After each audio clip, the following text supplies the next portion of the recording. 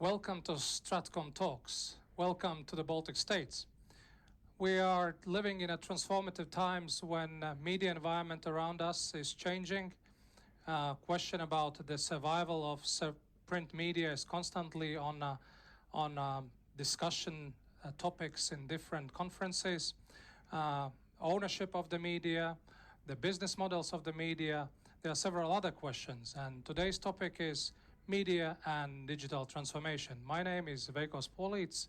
I'm here in Riga, and I'm also joined by two outstanding media professionals.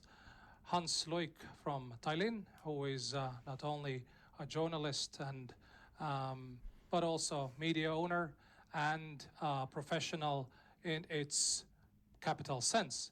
Hans will join us from Tallinn.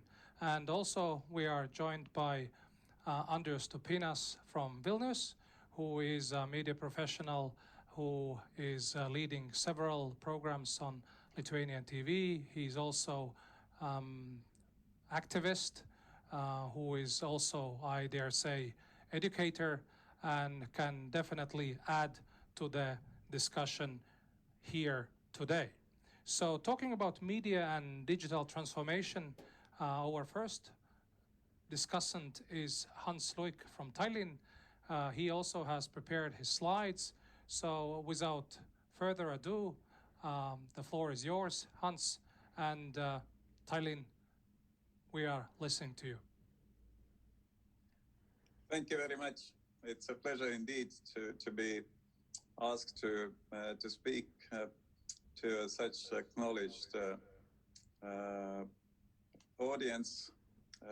My warm greetings to strategical communication specialists from a tactical communication company called the Delphi. Express Group, which is our media organization, runs the biggest news portals in the free Baltic states. We are also communicating our news in English, Polish, and Russian languages, Lithuanian, Latvian, and Estonian naturally also. Our slogan is, "We serve democracy." And in the course of servicing democracy, we also are drifting in the digital curve. I'm happy to say that we are the pioneers and the most successful ones in selling digital subscriptions, which is a new business line, has been quite successful since. And I'm not much of a theorist, but I have held some lectures in universities like Tartu University and Oxford University. And here's my part of my personal philosophy, which I call the media diamond. And please expose my first slide. So the media environment can be looked from society factor, the business or the materialistic factor, and media imminent factors. I'll address society factors first. Interactions with the government. Our media organization, of course, is a mass handling organization of information. We are producing news by mass. We are also facilitating public journalism. We are printing. We are broadcasting. We are very active in podcasting. Also, our company has a legacy TV station, the Delphi TV in Lithuania. And while doing this, we are broadcasting around 450 to 500 pieces of information in Tallinn, Vilnius, and Riga every day. So I'm sure you agree that it's a mass handling of information. So the information we don't handle by pieces, but it is, of course, rather a process. Now, while conducting this process, we have interaction with the state, with the governments. And the first thing which I would like to draw your attention to is, of course, the new information society, the open society, as our political parties call it, before the elections. When they take place in the government, they don't tend to facilitate this openness too much. So what we see in the Baltic states, particularly, I'm common with the multiple cases in Estonia. The state, with its secrecy, which is imminent to bureaucratic system. Bureaucracy means secrecy. They want to cut our access to public databases, to what the courts are processing or deciding. They want to erase the names of the culprits from the court decision documents. It was just today when our popular weekly magazine, Eesti Express in Estonia, published a severely critical article about our defense minister, Mr. Kalle Laanet, who once more, albeit being a member of the liberal so-called reformist party, wants to still extend state secrets to some documents which are not any kind of secrets, which are just some production of governmental cabinets, but he just wants to extend secrecy on them. We even doubt at our editorial staff whether he properly overlooks the document which he's signing. But then, as a result of this, you get a big contrast in between us and the United States, and us as Baltic states and Finland, our brothers of our Nordic brothers, in what a Baltic audience can or cannot see. Just an instance.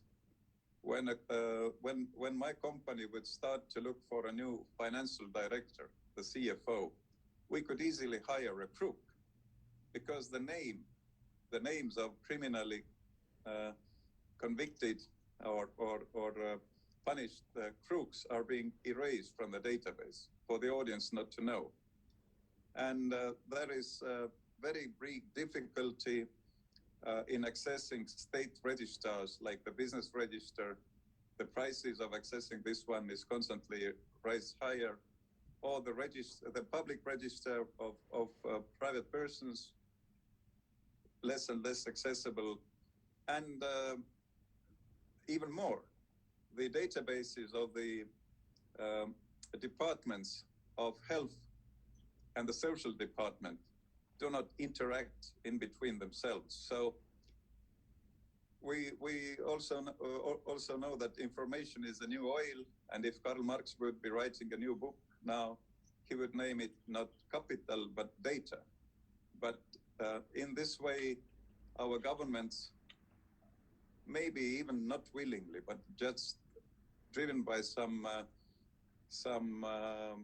instinctive bureaucratic desire, they are dividing our population into two parts: the info haves and the have-nots. So this is the constant struggle our organization is facing with the government. The society factor, I would like to mention Delphi Comments. That is a very proclaimed media analyst, also present everywhere where strategic communication is being mentioned. Raul Rebane, who 6 years ago told that comments are out of fashion, nobody is commenting Delphi articles anymore, nor do people have time to read those comments. He was very wrong, of course. The comments are a source of our interaction with our mass audience. And without reading those comments, one really wouldn't have guessed why a very populist National Conservative Party won seats in our previous government. The same way as the Times of London didn't guess that the nations of the British, of the United Kingdom want Brexit. They just couldn't guess. The Telegraph could guess, the Times couldn't. Maybe they don't read their comments. Or neither did the New York Times guess that the American audience wants to have Donald Trump as their president. So those comments are sources of valuable information, although they are expressions now and then are in a little bit populist style, but why not? We pay special attention to Russian language comments, although I have already some of my editors working in our staff, some brilliant editors who have not mastered Russian language. They don't read, neither understand Russian, which is of course a drawback. but what can you do? This is the young generation. From the Russian comments, I have been reading constantly for years from Latvian, Lithuanian, and Estonian Delphi Russian sections that our armies are a little, groups of pioneers, and that there's no army without tanks, and then that Estonia or Latvia practically has no border. And you know what? It is evil talk, and now and then it has very much sulfur into it, because Russians know how to use their harsh words, or might, as they call it. But those Russians, whether they were coming from Petersburg troll factory or our own parts of Tallinn or Maardu or eastern Estonia, they were right. Estonia really, as the very famous case with our secret police officer Eston Kohver showed, had not even wire to mark our state border. I don't even know what the reformist government reported to the Schengen. They took enormous sum for Schengen to secure the border, and the border was not there. So the Russian commentators, although being wicked and critical, they were right. And after Putin's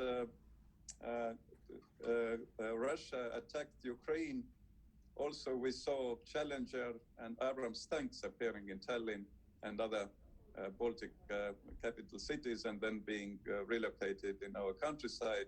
It is also right that the proper army should have some heavy armor. So it's good to pay attention to what the commentators say. This is the public. This is the audience.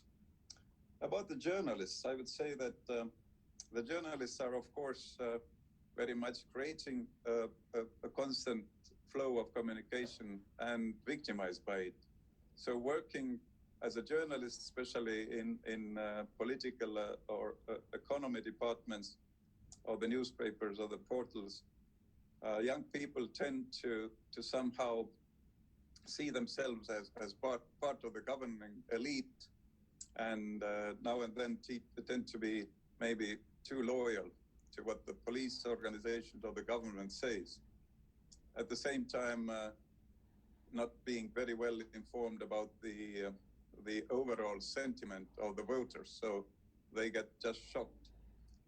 For instance, one time our editorial staff in our political daily paper, Eesti Päevaleht, got shocked that the overall audience and the majority of political parties in Estonia really were against homo marriages. This was in 2013. They just went so far as to say in their lead articles that those who are against homo marriages are not real Europeans. My father, who has died now, was very agitated by this accusation, because he, of course, was a proper European. Somehow he didn't support homo marriages, and this is what the majority of population, unfortunately, does not yet. But so people in the editorial staffs tend to see themselves as part of elite rather than the whole body of the nation. I hope this passes. Well, media, of course, is, as Jürgen Habermas wanted to see it, is not reflecting reality. But I would rather support Professor Luhmann's theory, who tells that media is constructing the reality of its own. Of course it is. And I would bring you one example. There's a study in Tartu University which has been counting the male and female faces appearing in newspaper Postimees, which is the oldest newspaper in Estonia, published now for tens of years. I don't know, what would you think? What percentage of photographs of humans are of male humans and which are of women? Well, during politically instable times, the percentage towards male faces is 80, although males constitute 48% of every society. in Europe. So this is how media distorts reality. About advertising model, well, we have had now recently 2 years of national conservative government. Very serious people seriously talking about how Estonia has to stand out for their own rights. Has it really? We see international e-commerce giants, for instance, trading without paying much taxes in Estonia and making our local merchants, tradesmen poorer and poorer. They are not being taxed because the nationalist government was actually not so nationalist, either conservative. And then our good international competitors, the American super servers called Facebook, Google, and Twitter. Take Facebook, for example. You can advertise from Estonia. You can advertise, let's say, a little Vespa motorcycle here. Put the advertising into Google and sell them like a wholesaler, for instance, 20 motorcycles, not paying VAT, value-added tax. The VAT law in Estonia, Statute 1 says, commerce done in Estonia has to be taxed with the VAT. It hasn't. What has the government done? Well, nothing. So we have calculated in our media organization that while our legacy media here is having about 1/2 of our advertising volumes in Estonia, maybe even slightly less, and the international super service from United States of America has the other half. They pay. Thank you that you mentioned the big tech. Than we do. Thank you that you mentioned the big tech, but perhaps we could give a floor now to Anders, and then we can continue, and you could have the specific issues on a Q&A session. So, sure. Anders, floor is yours. Thank you very much. It was very interesting to listen to Hans.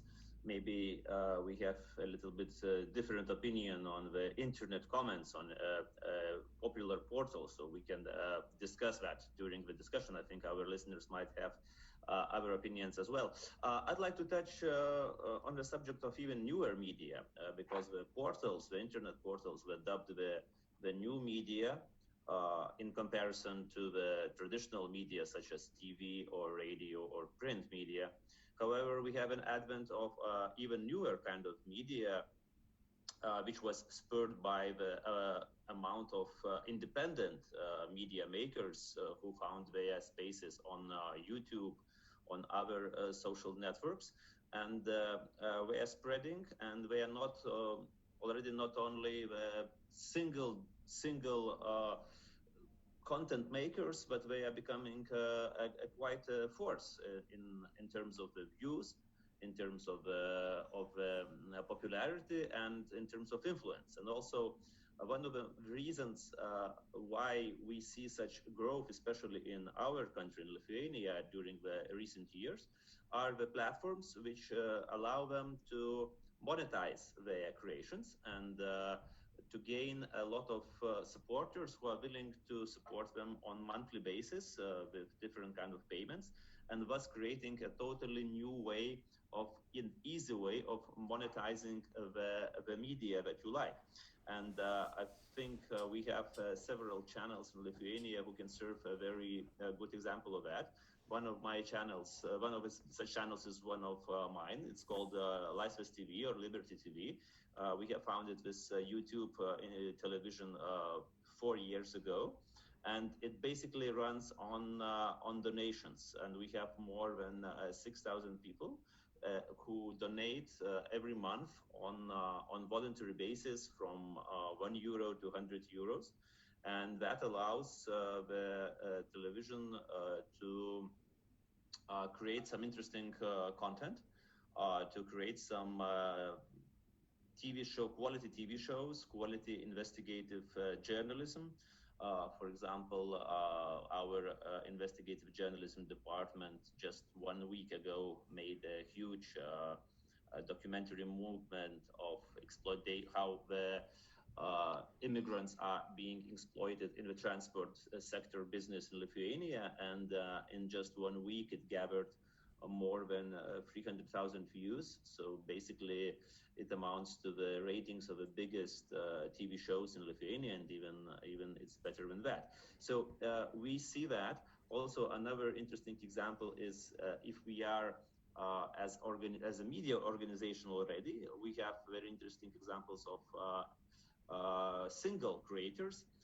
One of them in Lithuania was a former advisor to the former prime minister, Skirmantas Malinauskas, who, after being sacked from the government, created his own investigative journalism channel, and now he reaches amazing amount of subscribers on YouTube.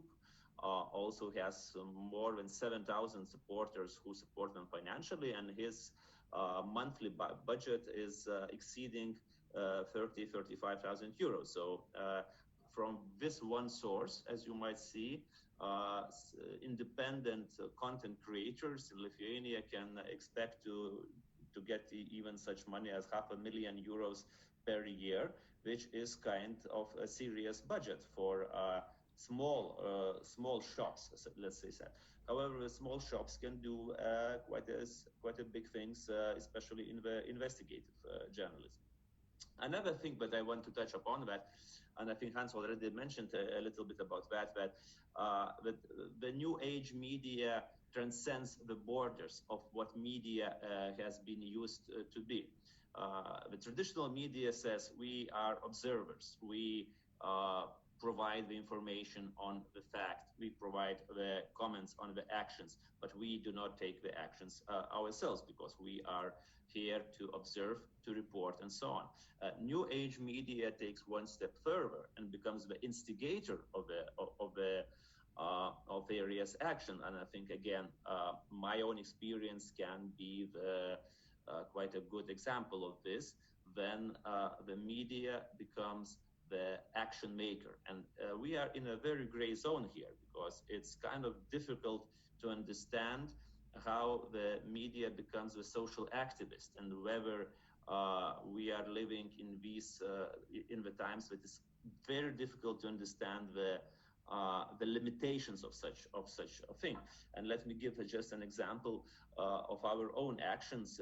Even during the past year, we did 3 big events as a television, as a media organization in Lithuania.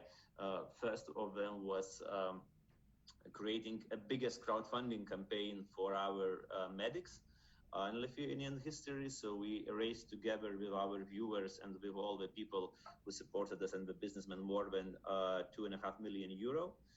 The next was, as you see in the picture behind my back, was to make a call to action and to recreate the Baltic Way last August in order to support the people of Belarus, and that was done in a record time of time. Only in 10 days, we have managed, with support of our viewers and listeners, to create a 35 kilometers length living chain from Vilnius to the border of Belarus, with various side actions joining us from more than 30 countries all around the world, including in Latvia, Estonia, of course, and Poland and other countries. And a third our action was during the elections to the parliament last year, when our media just declared that the one party in Lithuania who is openly pro-Russian, who supports the dictator Lukashenko in Belarus, who speaks against the European Union values, who speaks against NATO, who speaks against all the integration values, and usually praises the deals of our eastern neighbor. I mean, Russia shouldn't be in the parliament making the important decisions, because we're the parliamentary party, and we started a campaign against that party. Again, with various media channels, in printing the newspapers and so on and so on. And actually, we went even to court in order to, because at the elections that party lost and didn't make it to the parliament, and they found the scapegoats us as media, as instigator. So we went to court according to this, whether it's our constitutional right to tell people to come to vote more actively, because the more people vote, the less percentage of votes that party can receive. And the court and also the Supreme Election Commission voted in our favor. So this is basically pretty much our constitutional right. And so this brings us to very interesting I would say crossroads of the media, because usually in all these three events, the traditional media would just report the story, how the money is being raised, how the living chain is being, how the people are being gathered in the living chain, and so on and so on, and how the election campaign process is running. We took a very active part in this, and I think this is very interesting point for debate, whether this should be how the new self-supported media or even individual journalists would see their future, because the future is changing for the media, and the social activism is becoming more and more important. Another which is, I think, interesting example which I left for my end of speech was maybe several years ago, when Russian Foreign Affairs Ministry attacked the memory of our forest brothers, of our partisans after the Second World War, who fought against the Russian occupying forces. And we just it was again using the social media, using our connections, using our numbers of followers. We just made such a call to action for anyone just to go to the Russian Foreign Ministry accounts on Facebook, on Twitter, on Instagram. Just leave the hashtags that Kremlin, you want rewrite our history. And it was an amazing effect, because tens of thousands of people from all the Baltic countries just joined in this political flash mob, I would say. And the Russians shut down all the rating systems in the Facebook page of the Foreign Affairs Ministry. And Ms. Zakharova gave a press conference the next day saying that they were attacked by the Baltic hackers.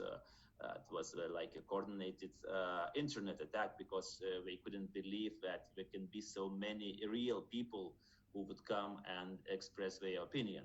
And it's not like some kind of IT programming attack and so on. So I think it's a very interesting time to live in the media. Media is transforming. The traditional media is, I think, is in quite a tough spot. They need to reinvent themselves completely.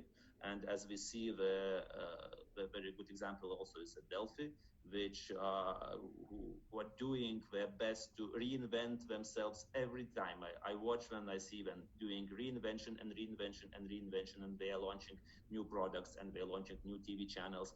And it looks like a video is king right now, and it's here to stay for a longer time. So it's also very interesting to see how the development of YouTube channels, development of separate video platforms owned by the internet portals will change the flow of revenue, of advertising, of watching from a traditional television who are still stuck at the regular programming with their viewers. So that would be several of my remarks. I would be happy to answer questions and take part in further discussions. Thanks. Thank you, Andrius. And let's start now with the questions with both of the speakers. In his presentation, Hans mentioned Niklas Luhmann about media being such as constructing the reality on its own, while Andrius said that actually the new age media is taking one step further from the traditional media as we know it today. So therefore, there is a legitimate question. We have also the Audiovisual Media Service Directive in EU. We are members of EU. At the same time, directive very strictly says that social media and traditional media are two separate things. So therefore, question to both speakers, what is the role of the editor? Do we still go with the editor? And how do we move from here? The cross-fertilization of the media, as Andrew said about Delphi, that you have videos and you have podcasts on the portal in order to cater to the different audiences. But what is the role of of editors in today's media? Who's first? I don't know. Who starts? Okay. Hans. Let me tell you, on the basis of my next slides, will you expose my next slide, please? That fortunately, our statistics shows that the more fuss in social media, I mean, all those Facebook groups promoting chloride as a good drug, medical drug, or telling that the US elections were basically forged and so forth, the more weird environments the social media produces without no punishment, by the way. We are being taken to court when we lie. But we even don't know who the editors-in-chief in Baltics of Facebook and Google are, or Twitter. Does anybody know the editor-in-chief or the Baltic Google or Baltic Facebook? Of course, we don't know. So they are not reliable in the sense that they cannot be taken to court. They are not being taken to court. And that's why the audience is prepared to start paying exactly for edited content. Would you show my slide, please? Hello? Anyway, we of course are broadcasting and interviewing influencers, and when they have some successful things, as Andrew seems to be doing, we are reflecting this. Of course, the traditional media is creating the events of their own. To take a Baltic instance, we organized a basketball match in between the old Žalgiris and the old Kalev, or we make journalistic experiments. Majority of them is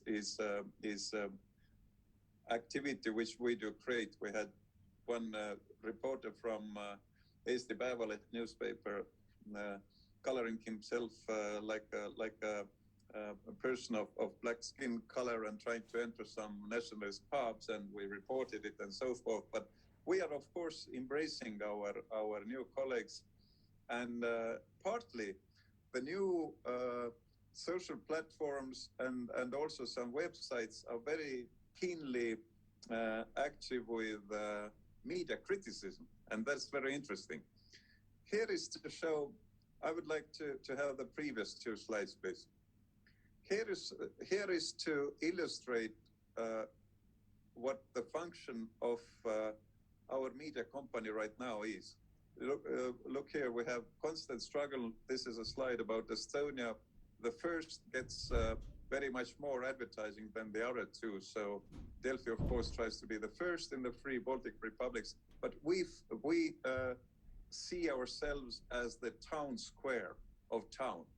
A town square or a town hall square where people gather in order to know what the weather is like. Weather is a very popular subject, which makes me laugh because the weather is almost the same all the time in the Baltics.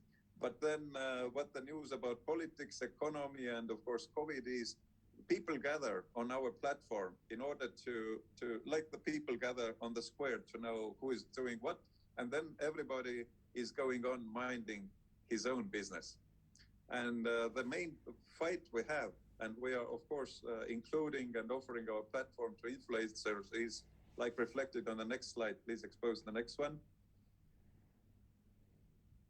Okay, anyway, the main fight is even not about the number of eye pairs on our site, but the time spent on our sites. And this is where we win big, and we are very happy to have the engagement of the audience. But my answer to you, Veiko, is that edited content is now proving itself to be so valuable that people are just going and taking our digital subscriptions for real money.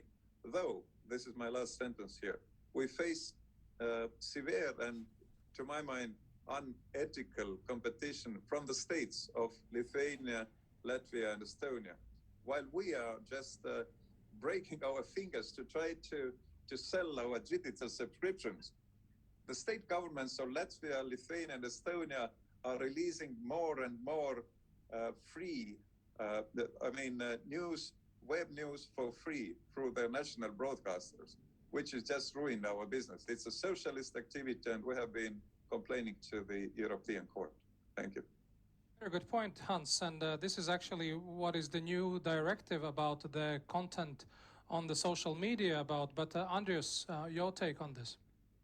Well, on editors, I would say this is one of the turning points and breaking point, which is very important because the people are starting to look to the quality journalism, because we are bombarded by various information ways from the portals, from influencers, which I haven't even touched about. We have a huge amount of influencers in Lithuania who have an amazing amount of followers, and they have no journalistic background. They have no idea of how to present information, and they are doing it, and people tend to believe them. So it's another interesting point.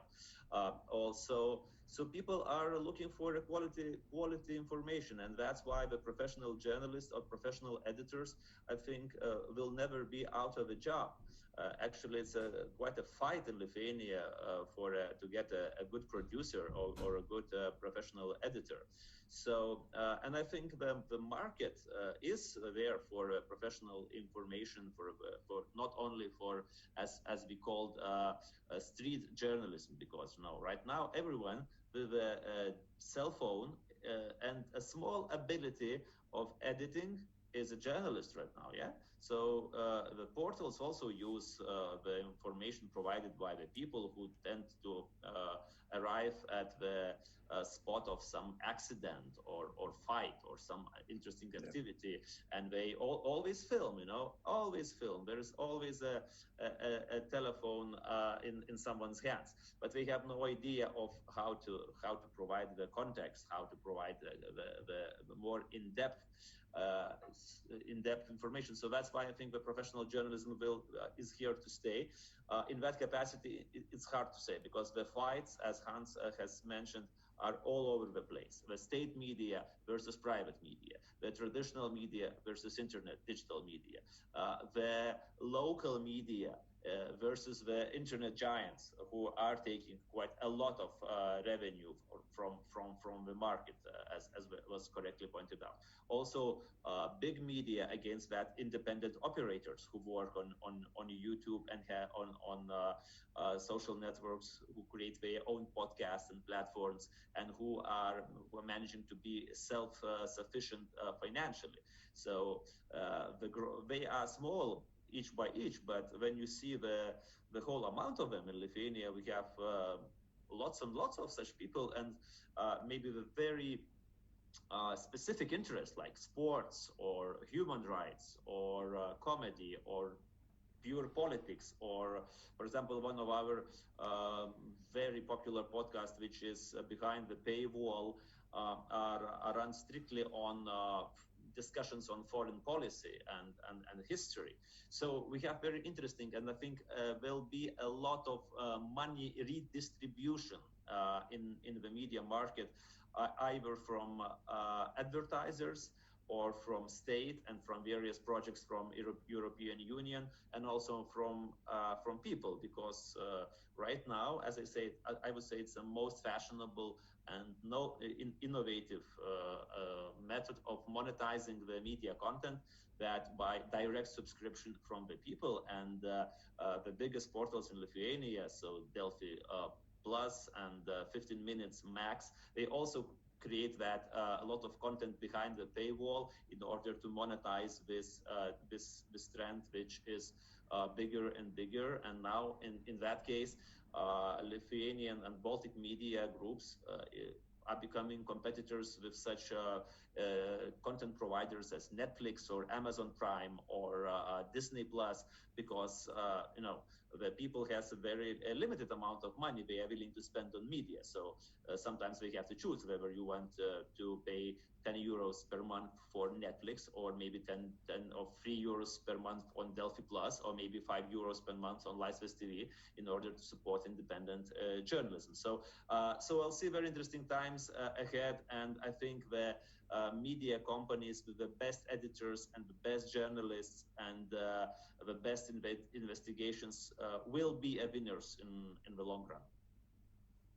Thank you for your take, and I will try to present this question in a way that from your both presentations, what I heard is that there is the financing model must change, because for the traditional print media and also the media as such, it's hard to survive these transformative times. But because, as Hans quite correctly mentioned, that we don't know who are editors of Facebook, YouTube, or Google. At the same time, they are not taxed. The tax money is asked from the local media companies. So therefore, Hans, how do you see what should be regulation? Should we regulate the big tech? Because apparently big tech says that they're trying to regulate what is happening in their platforms, but how do you see the future? Well, I guess it's not for the small nation states to say, but just my joke was about our very nationalist and conservative government. They pretended to be so much thinking about Estonia only. They wanted to even disconnect with Brussels, but at the same time, they did nothing. So it is really for the US Congress to regulate those titans. And if you, we could follow the last hearing of the US Congress committee by they were asking Mr. Zuckerberg, Mr. Dorsey, and the CEO of Google to answer about the words of themselves given 1 year ago. They promised to start normal moderating. They promised to keep the media, their media balanced, but they didn't. And then there were congressmen and congresswomen bringing examples how Facebook just was just putting oil in the fire while those fanatics were approaching U.S. Congress building to hang Nancy Pelosi and then Vice President Pence. So they are brought into a responsible situation by U.S. Congress, I hope. And nobody is, of course, going to break them to pieces, because then the Chinese giants will happily take over. So it's not our fight. Okay, but at the same time, if we speak about artificial intelligence, if we speak about the content control, what you just mentioned, I just took up.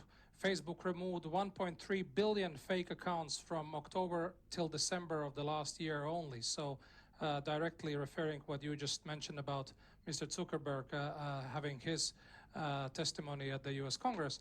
But how do you see? Is there any way? Okay, one thing is what the EU and the U.S. does in controlling on regulating this area. But how do you see the role of the local legislators in Vilnius, Riga, and Tallinn? Andreas or Hans? I can start and be very brief. I don't see the big impact that the local regulators could do, because sometimes we have such a saying in Lithuanian that you should be careful when spilling the water, not to spill the baby from the board.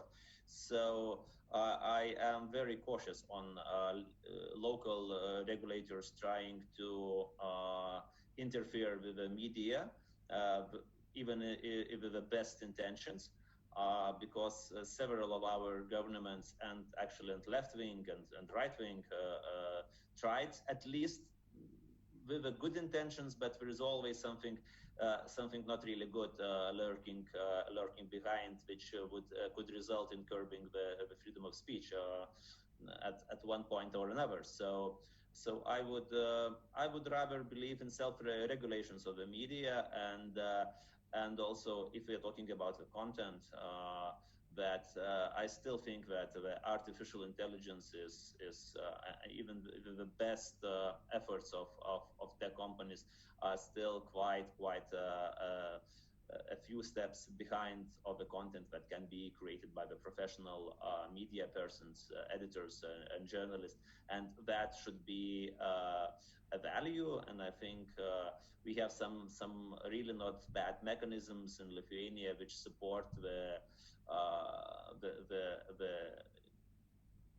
non-governmental organizations and also the media organizations, where you can claim 1.2% of every person taxes paid during the year if that person decides to, during the declarations of his revenue, to allocate this percentage to your company. So, which is, again, for us, it's a very big financial support. So I would say that we need to invent more and more ways to monetize the content in view of big tech taking away some streams of revenue, and as Hans said, I think leave the big fight, because the big tech will not be unraveled by the governmental regulations that soon or suddenly. All right. So Well, here we come to the Hans. Okay. To my mind, the governments have been looking looking the other side, and it's very evident that those internet giants should be demanded to appoint their responsible publishers in the Baltic states when they are operating here. And also, we have our media organization has been asking Google and Facebook to join our media self-regulatory organizations in order just to declare what their turnover in those Baltic countries, for instance, Latvia, is. But they are not willing. So they should be responsible the way we are. They should have a responsible representative or CEO for each country when they are operating. And then this, he or her, could be brought to the table of the media organizations or to the court. We should not be pretending anymore that now 25 years past the great boom of the internet, those are so big and international things that they cannot even detect what they are doing in specific countries. They can detect everything. They know very well who in the outskirts of Riga is trying to buy a new bicycle next spring. They know better than our own analytics now. Very good point. Level playing field is definitely something which would make us all better off. But at the same time, the last topic, we have the last 10 minutes of this webinar. Last topic is, if we speak about the future of the print media or the media, looking on from the Baltic perspective, in Estonia, Lithuania, and Latvia, we all have public media, same as BBC as an etalon of media organization, or CBS in Canada or Yle in Finland. So speaking about editorial role, it's also a role about educating the population. So how do you see, you are yourself, Hans, in commercial media environment, and Andres, you as well, but how do you see what should be the role of the public broadcasting? Well, the public broadcasting, of course, is an important thing to keep balance, and also to keep the political discussion in a more or less disciplined manner.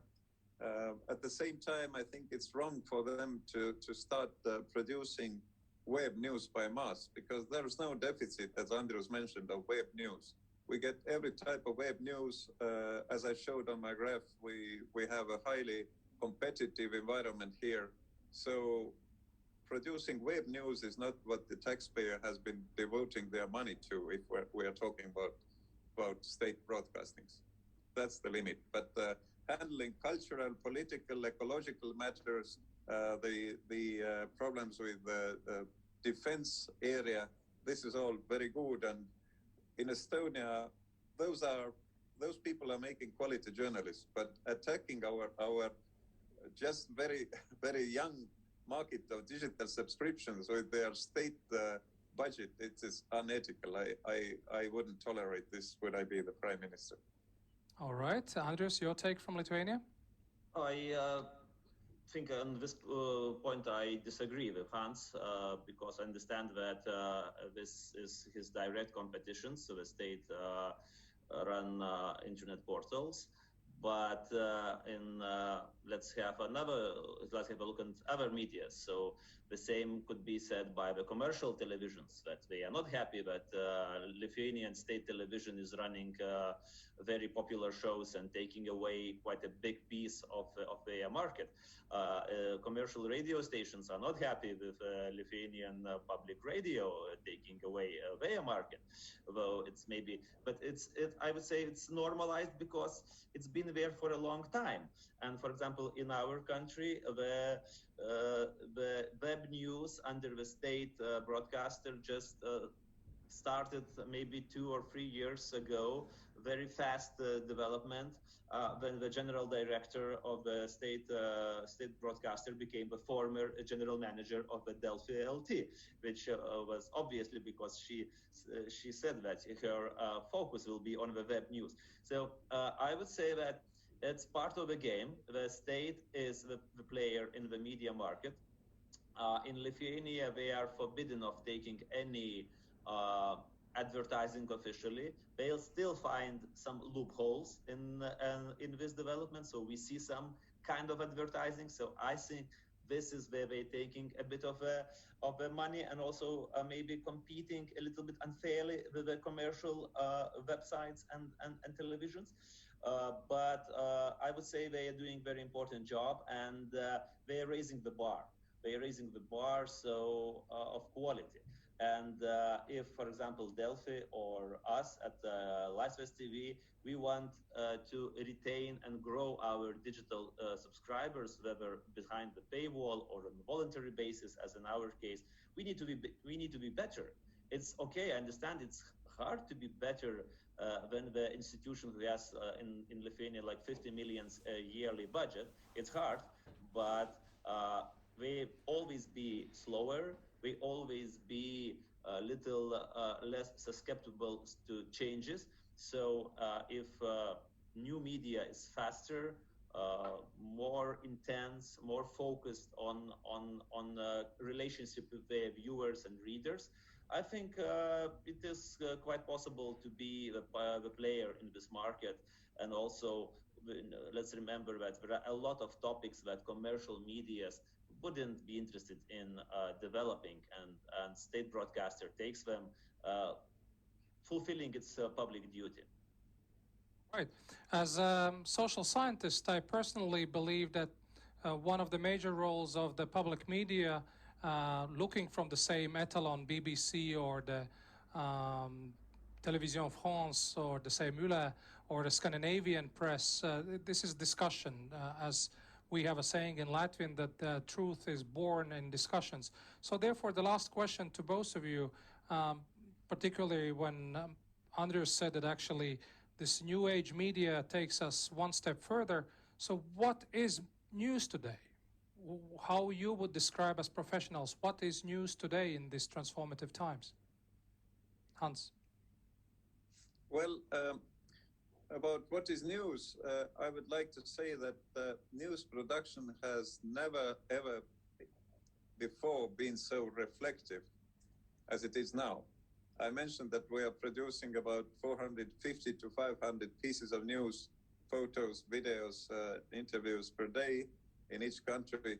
And every editorial staff has a screen which is showing whether this or the other piece of news is being read or followed or not. And then it's not followed, we take it down or we change the headlines, so forth. The problem is that the news flow, which we take seriously in the editorial staff, seems too much to be concentrated on what the government does, not what our intelligent academics do, not what our defense forces do, and the news, real news, is from daily lives of people, not what the government does. This is what should be more emphasized. In a liberal society, the government doesn't direct things; the people do. Thank you, Hans. Andreas? I can only agree with Hans that we have an amazing amount of news, and the ability of the media companies to understand the popularity of the news is one of the main topics, and running machines, running efficiently the news portals. At the same time, the public media has a little bit difficult responsibilities. And I think in answering your question very shortly, we have been bombarded by the news, and the definition of news has been flexed to the max.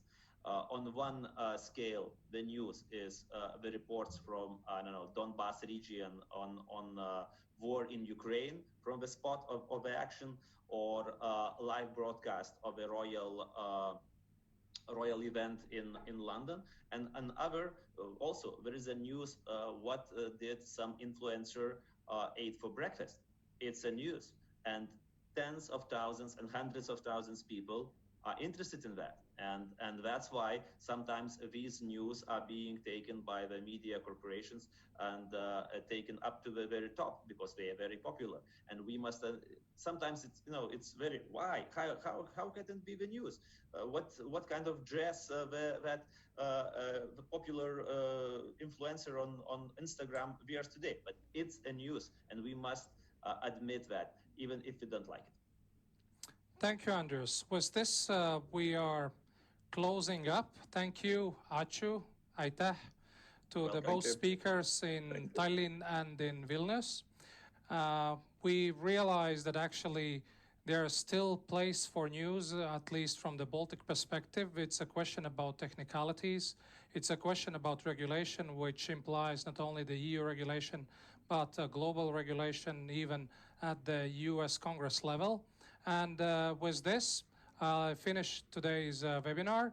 And again, join us, please, next week. We are going to kick off the Riga Dialogues with the organizers of the conference. So therefore, thank you very much for your attention, and have a nice day.